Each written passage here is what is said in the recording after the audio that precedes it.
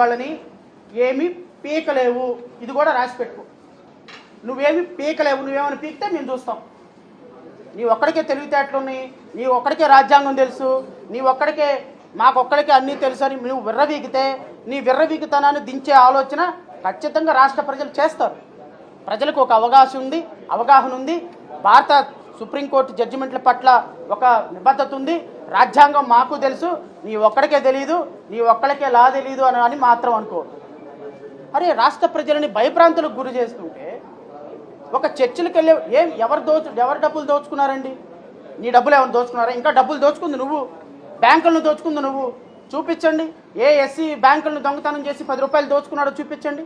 ఏ SC పక్కనోడి పొలం లాక్కున్నాడో చూపించండి. ఏ SC పక్కనోడి ఆస్తులు దొంగతనం చేశాడో చూపించండి. అరే, ఎవరి బతుకు వాళ్ళు బతుకుతున్నారు, ఎవరి దేవుణ్ణి వాళ్ళు పూజించుకుంటున్నారు. What is wrong in that?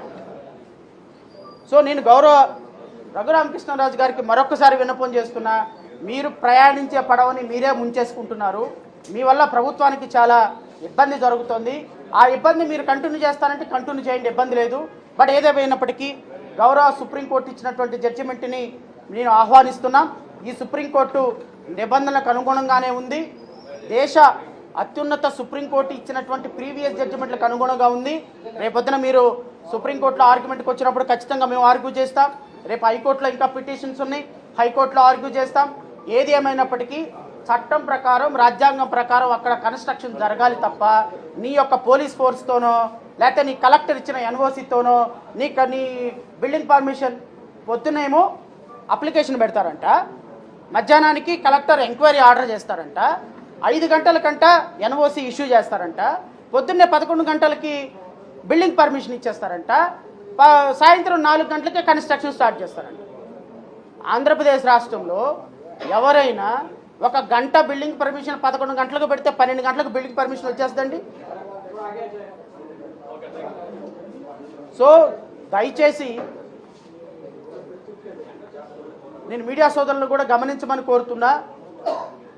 ఇది ఒక కులం మీద, మతం మీద సిస్టమాటిక్గా జరుగుతున్నటువంటి దాడి.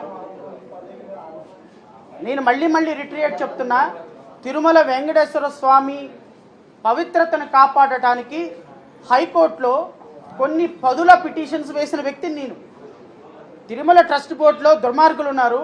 వెంకటేశ్వర స్వామి పవిత్రతను కాపాడాల్సిన బాధ్యత ప్రభుత్వాల మీద ఉందని హిందూయిజాన్ని పరిపూర్ణంగా నమ్మే వ్యక్తిని నేను. రామాలయానికి వ్యతిరేకం కాదు, వెంకటేశ్వర స్వామి ఆలయానికి వ్యతిరేకం కాదు. మేము రాజ్యాంగానికి బద్దులం.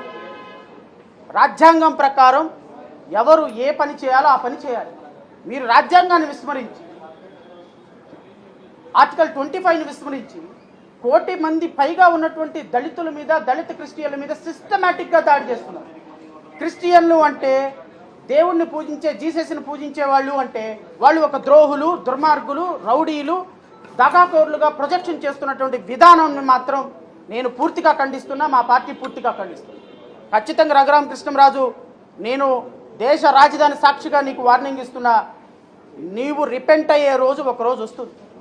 You will be repented at one day.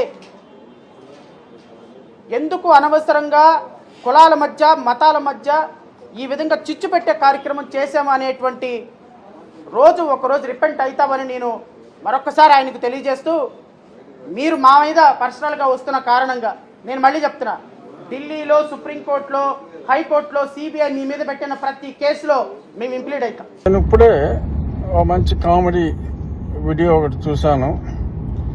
పూర్తి సూటు నీలము రంగులో జడ శ్రావణ్ కుమార్ అనబడే ఒక మాజీ మ్యాజిస్ట్రేటు ఓ వీడియో చేశాడు.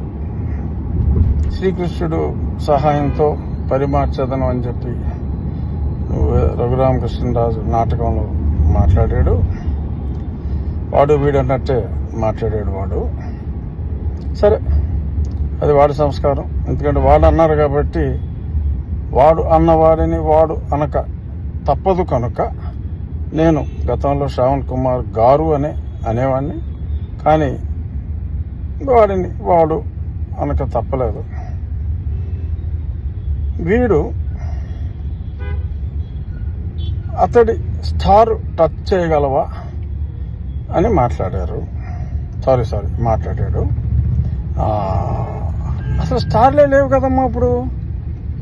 రిటైర్ అయ్యేదాకా సస్పెన్షను, తర్వాత సరే చూద్దాం తర్వాత ఏమవుతుందో, మనం ముందే మాట్లాడకూడదు కదా.